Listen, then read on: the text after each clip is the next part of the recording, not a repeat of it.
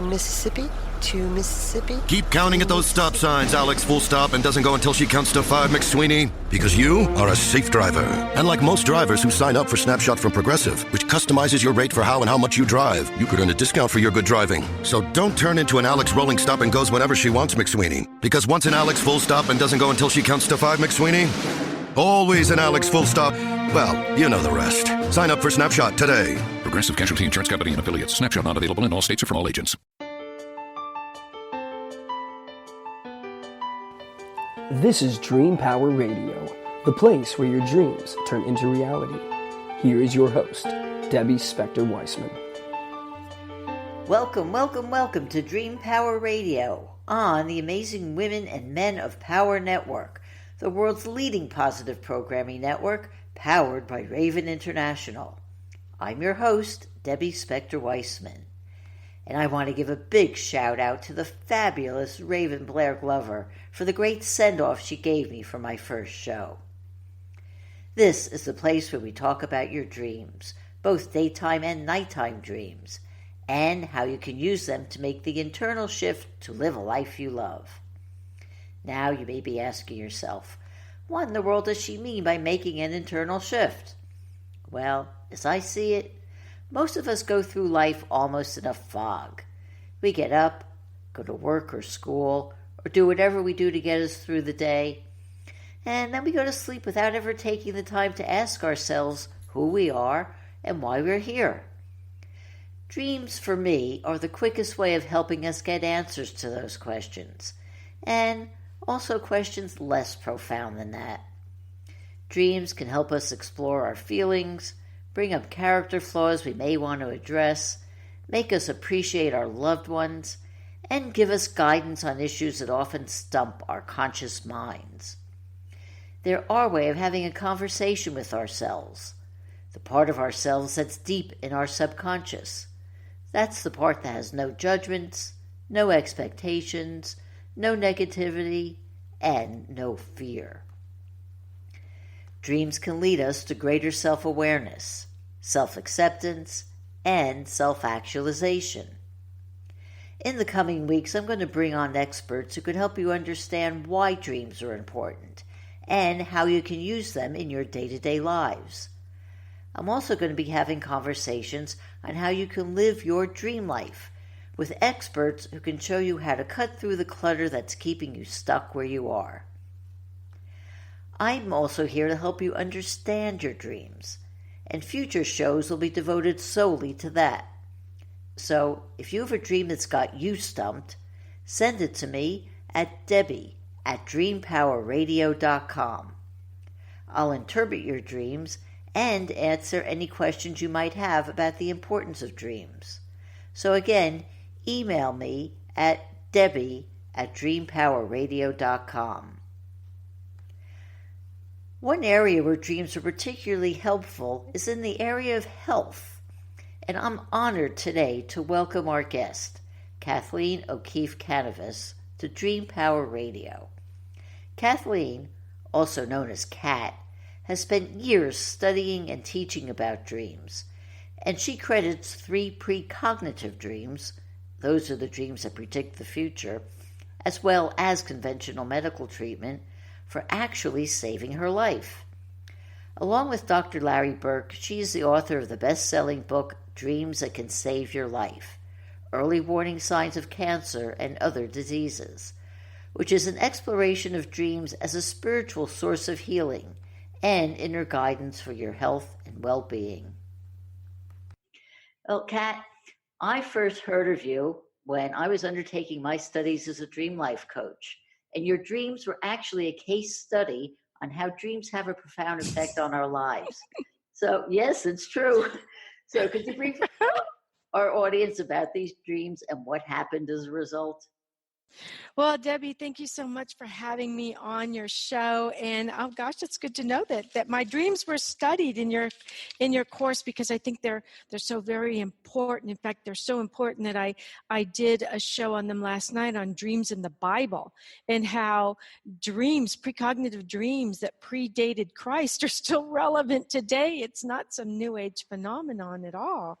So my story is that I had gone for my yearly checkup, like women are encouraged to do. I went for my mammogram, my physical exam, my blood test, my pap smear. You know, if you're listening and you're a woman, you know what I'm talking about.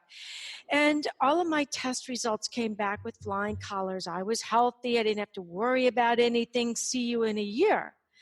And I started having nightmares. And in these nightmares, I would have monks that would cause the dream I was having to freeze, just like your page on your computer freezes. And then this little window into another realm, the divine realm between the living and the dead, would open up in my dream, just like a window on your computer. And I would see stuff moving in the dream while the rest of my dream was frozen. I'm going, what in the world? And then that window would turn into a door, and through that door would walk a Franciscan monk. And he said to me, took my hand. Well, first of all, he said, follow me. We have something to tell you. So they took me, or this monk took me, into the room between realms, through that doorway, into an area that is neither of the living nor the dead, but where loved ones who have passed over and spirit guides can come and give you really important life-saving information. And so he took my hand and he placed it on my breast, and he said, do you feel this? And I said, yes. And he said, that's breast cancer. Go back to your doctor and you get a second set of tests. So long story short, Deb, it's all in the book. I ended up going back to my doctor 3 different times over a 3-month period, saying, I know something is really wrong. I really need a second set of tests. And they would do the same mammograms, blood tests, physicals, and the paper would come back saying, you're healthy, see you in a year. So when the monk showed up in my dream the 3rd time, and I saw him, I started crying in the dream. And I said, look, I know why you're here, but I don't know what else to do. I've done everything you've asked me to do. I've gone back to my doctors. I've told them I need a second set of tests. They're giving me the same tests over and over again. And I cannot go and give myself a second set of tests. I don't even know what they are. And the monk said to me, you need exploratory surgery to find this. And here's a feather. If you go back to your doctor tomorrow without an appointment, just show up on his doorstep and you use this feather to cut through his red tape, you're going to get the test you need, which is exploratory surgery, and you'll find the cancer. So I did it. I went back, Jab, and when I told the doctor that I needed exploratory surgery, he looked at me like I had just set myself on fire. The look on his face was incredible. But I remembered my feather, and I reached into my mind, and I pulled this feather out, and I used it as a sword to cut through all of his arguments. And I got that exploratory surgery, and I was in stage 2 aggressive breast cancer that was also in a lymph node. And that was validated with pathology reports. So I had a dream that was validated by a pathology report, and there aren't that many of those around. Oh, no. And let me go back a step. So you had the first dream, and what made you actually believe that you should pay attention to the dream in the first place? Well, because the dream wouldn't leave me alone. It was recurrent. And when you've got a recurrent dream or a recurrent nightmare, it means you've got a message and you've got a call to action. And until you complete that call to action, that dream is not going to leave you alone. It's going to be with you day and night. And every time you think about it, you're going to be really anxious. You're going to feel butterflies in your stomach. You're going to find yourself breathing really fast during your waking hours. That's how important these dreams are. So I knew there had to be something there. And had I seen monks before? A couple times in my dreams, maybe twice before in my whole life. I remember a dream where a monk was walking beside me in a garden pointing out different flowers and alligators and an elephant. That's all I could remember. But never did they show up like this and say, you've got breast cancer. I mean, nobody wants to hear that, Debbie, and take my hand and put it on my breast and say, can you feel that? And I could actually feel it in the dream. And when I woke up, I could feel it. I could feel it in my waking world. I could put my husband's hand on my breast, and he said he could feel it. But when I went to the doctors, none of the doctors could feel it. And so how did you get the doctors to actually believe you? I mean, I know that how was the feather effective in helping them understand?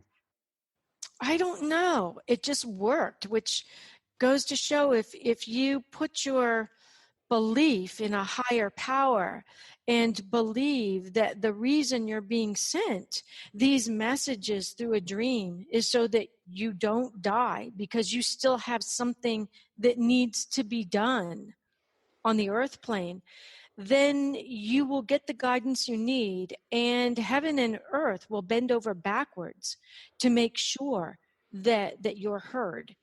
I really believe that, and I think that's how important our dreams are. Oh, it is so true how important they are. And actually, it wasn't just one dream that you had either. I mean, this happened again, didn't it?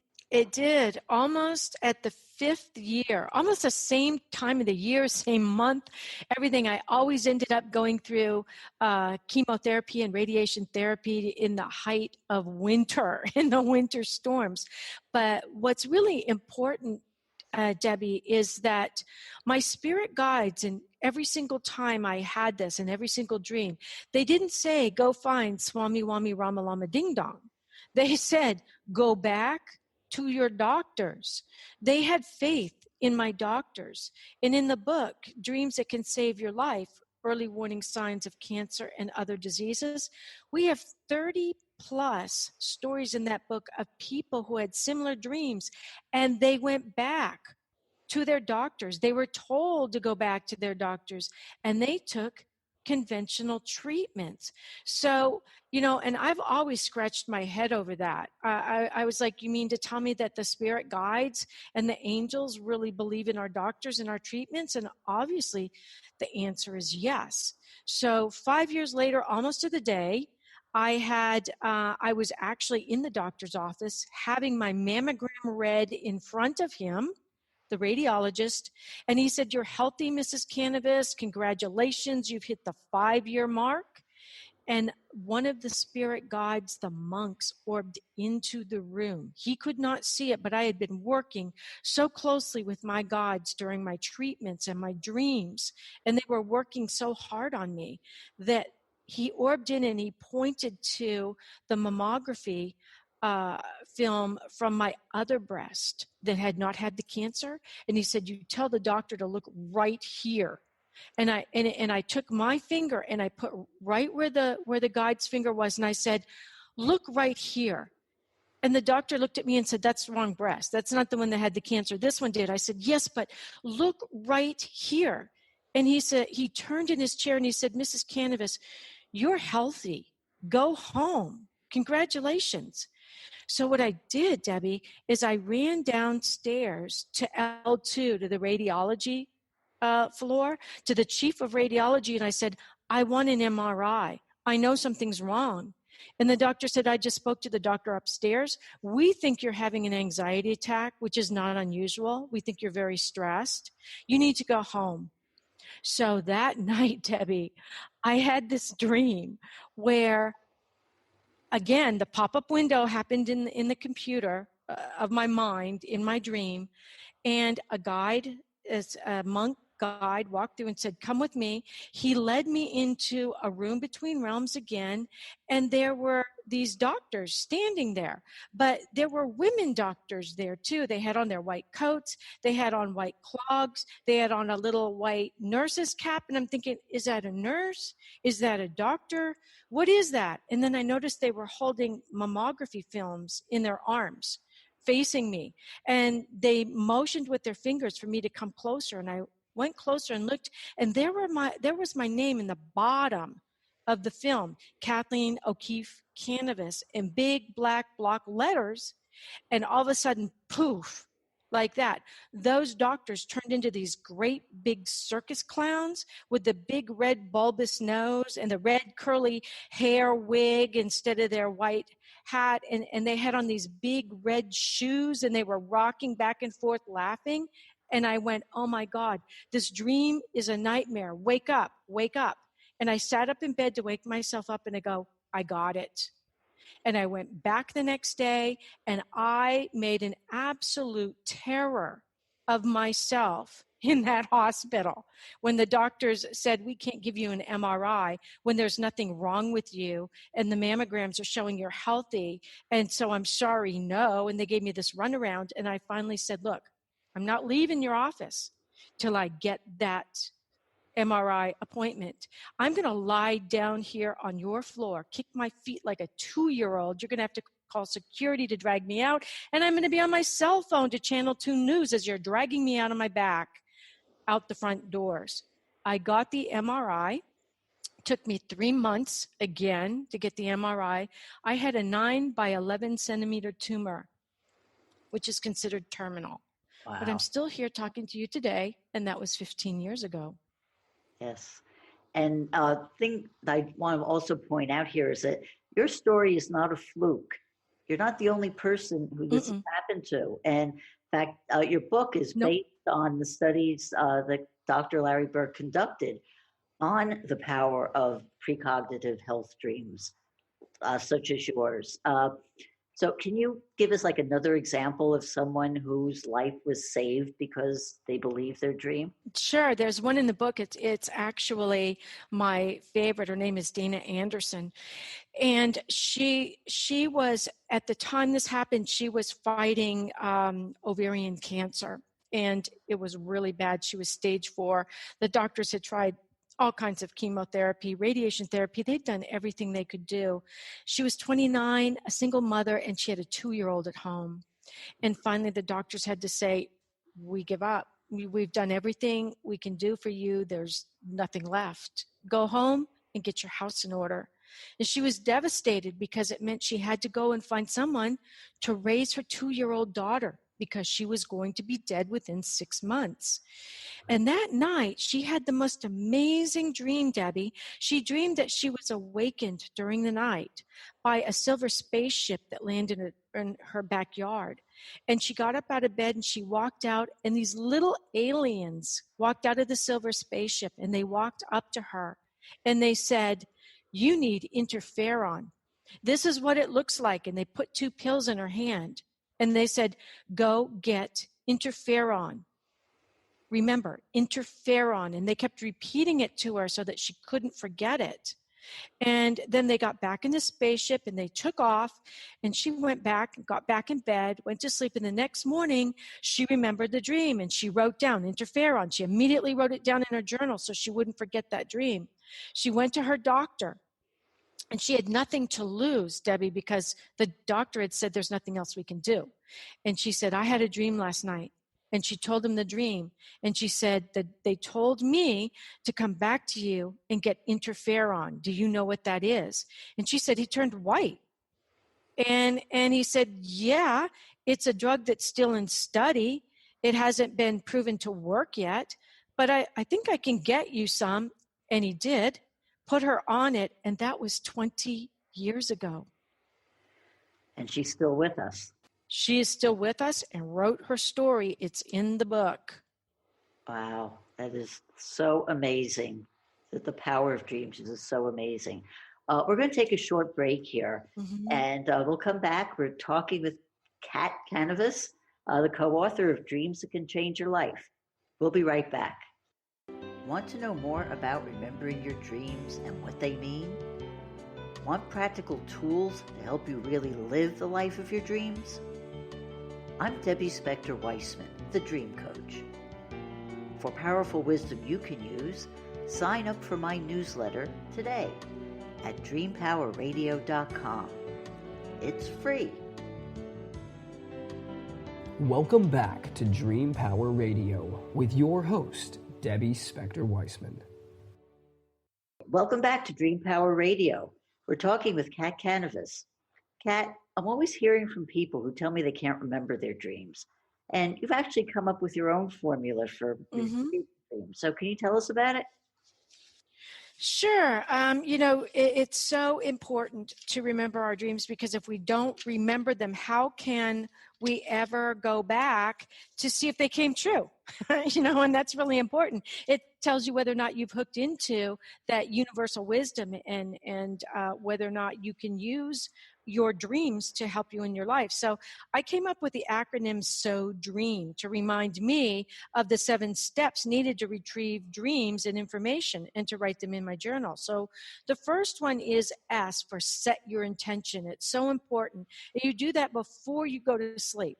You set your intention. You can write it down on a piece of paper. You can put that piece of paper under your pillow if you need to. And don't worry about running and getting a piece of paper and pencil now, because it's actually in my book. It's in the chapter in the book. So if you get the book, Dreams That Can Save Your Life, Early Warning Signs of Cancer and Other Diseases, you can just go to that chapter and get this. So you set your intention, because intention is so important, and write it down, put it under your pillow. Then you organize yourself before you go to sleep.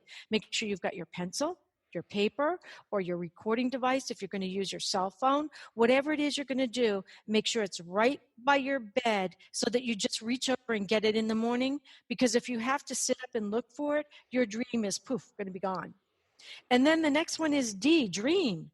In order to begin the process of fulfilling, believe that you do dream, because you do. It's not a case of that you're not dreaming. It's a case of you're not pulling the memory of the dream up with you into the waking world. So that may be your intention that you set before you go to sleep. I want to remember something, anything in my dream. Bring it up with me. And then R, remain in your sleep position, exactly as you were when you woke up. Don't move and jump out of bed. Kind of stay in that warm position and pull that dream out slowly. Open your eyes slowly. And if you forget it, if you forget your dream, get back in that position and just kind of dive back down in there, grab a piece of it, and pull it back up with you very slowly.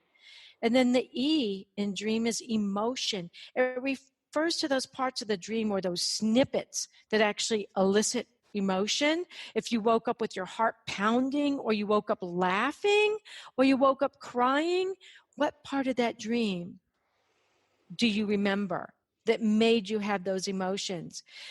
Then you start to add to your dream memory by asking, what colors, what sounds, what words? Were there people or animals in my dream? Did I see plants or signs, symbols? You just write those down, just jot them down. If you need to, carry a little notebook with you, and during the day, if you remember a snippet of that dream, jot it in your notebook. Oh my goodness, Deborah, I had I had toilet paper taped to my dream journal when I was going through treatment, because I would remember important stuff at the most inopportune moments, and I just had to jot it down. So I would just tape it into my dream journal. And then M is, meaning. What does it mean to you? Because you have to learn your own dream language.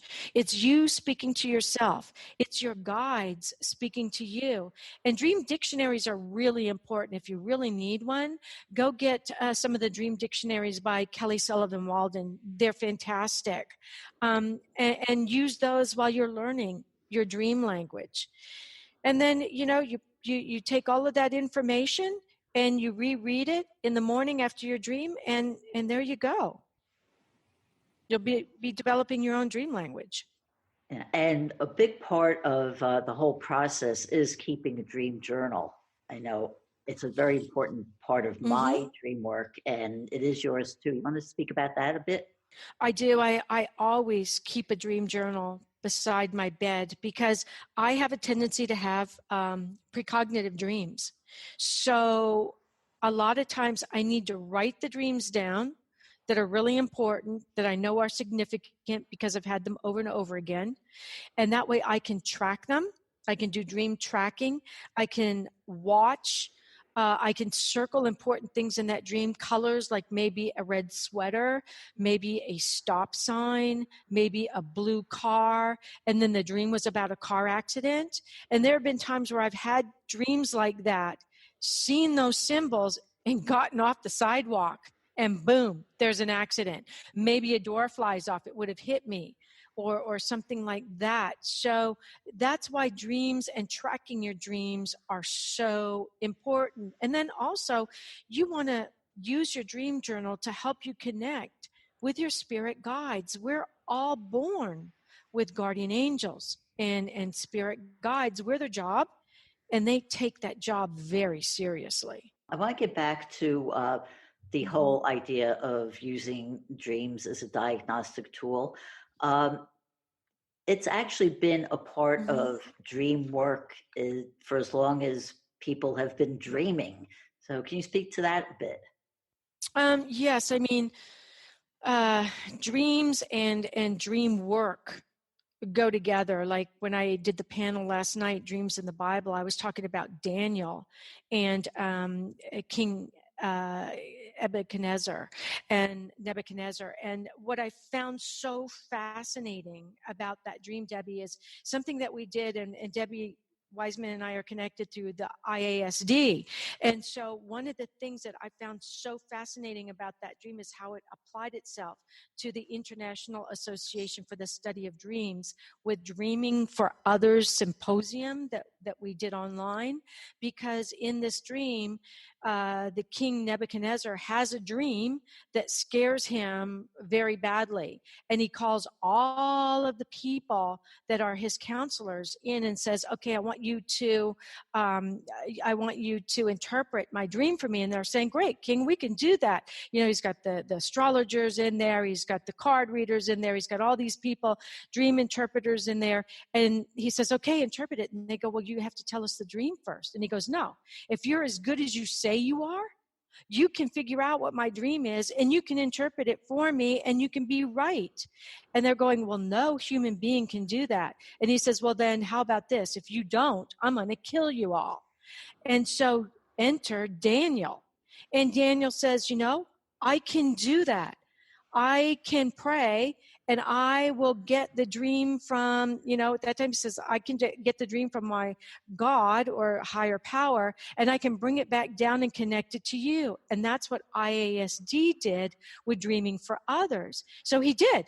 Daniel went up into that area between realms, that room between realms where he dreamed in tandem with the king, got the dream, brought it back down, told the king what his dream was and what it meant, and saved everybody's lives because the king was going to kill them all. So that was back 300 years before Christ. And that's how long we have been dreaming for others and getting important dream work from the dream world between the worlds, those divine dreams. Wow, that is so incredibly fascinating to me. I could spend hours talking dreams with you, Kat, but we're coming toward the end of the show. So I want to ask you, where can people find your book? It is published through Inner Tradition, Simon & Schuster. You can get it in Barnes & Noble. You can get it on Amazon. You can get it just about anywhere in all the bookstores. So just look for Dreams That Can Save Your Life, Early Warning Signs of Cancer and Other Diseases. You can also get it on my website, which is KathleenO'Keefe-Kanavos.com, or you can go into the search bar and type in The Queen of Dreams, and I will come up at that point. And you can order it right off of my website, or you can go to Inner Traditions, Simon & Schuster, both Inner Traditions, and you can go to the Simon & Schuster page and order it there. Okay, and how can people get in touch with you? Go to my website. You can also email me. I am getting ready to do the second book with Dr. Larry Burk. And so I'm looking for dreams that came true and saved people's lives. This book isn't necessarily going to focus on illness. We've already gotten some in on car accidents. People were told and shown the car accidents before they happened, and people changed their lives and saved their lives. So if you've had a dream like that, you can email it to me at KATKAN, KATKAN, at Comcast.net. And on Facebook, you can go to my Kathleen O'Keefe-Kanavos author Dream Expert page, and you can connect with me there. I'd love to say hi to you, and also on Twitter, Kat O'Keefe-Kanavos. So you can find me lots of ways, and you can connect to all of my social media pages off of my website. Oh, great. Thank you so much. And thank you so much for joining us today, Kat, and sharing your wisdom with us. That's all for now. Oh, it's been my pleasure. Thank you. Oh, you're quite welcome. That's all for now on Dream Power Radio. I'm Debbie Spector-Weissman, wishing all of you sweet dreams.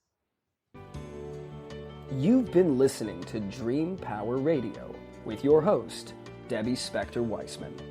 For more information on Debbie or to sign up for her newsletter, go to dreampowerradio.com.